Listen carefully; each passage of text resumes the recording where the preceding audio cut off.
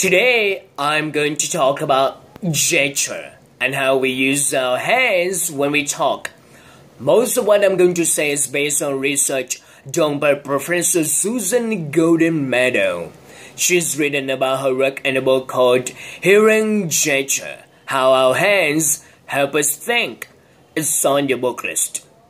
Now, Professor Golden Meadow has spent a long time studying gestures, and by that I mean the kind of small little hand and eye movements that we use when we talk. We usually don't even notice how we're using our hands when we talk, but try talking with our hands. Our hands and our eyes, even how we move our bodies, they all help us to communicate. Okay. The first point I'd like to make is that everybody gestures, including even people who have been blind from birth. So, even someone who has never seen a gestures will use their hands when they're speaking. So, scientists have concluded that gesturing is not something that we learn from other people. It's something that we do naturally and that we are born with. Now, gestures usually support what we're saying. For example, I might say, I'm going upstairs, and I might point upwards with my hands at the same time. And when we talk to each other, we're paying attention to gestures as well, even though we don't normally realize it. Actually, sometimes the gesture gives us extra information. For example, if I say use something like, Professor Kirk is in her office, and I point down as I say it, you will automatically understand she's in her office and her office is downstairs. In fact, you will probably think that I said she's downstairs whenever I just said that.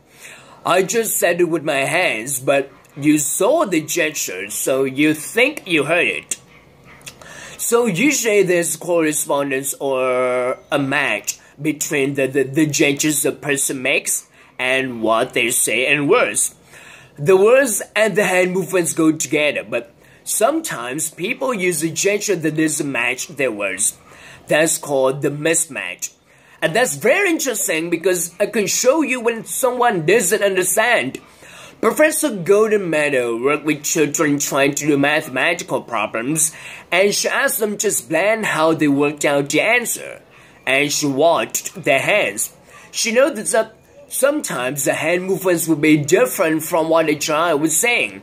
And she figured that indicated where the child was confused. It can tell you a lot about what's going on in the heads.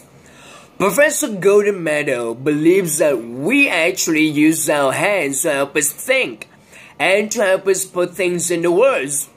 I'm sure you've noticed that people use more gestures when they have difficulty with language. For example, when speaking a foreign language, or when explaining something complicated, or when describing a painting or something like that. So it seems that gestures are an important step between thinking and speaking, like a kind of bridge between ideas and words. So let's summarize what I've said so far. Firstly, everybody makes gestures. It seems to be an ability that we are born with. Second, gestures usually correspond to language. The gestures go with what the person is saying. When gestures don't match the language, that can indicate that someone is still working out the concept. And finally, it seems that people actually use gestures to help them think.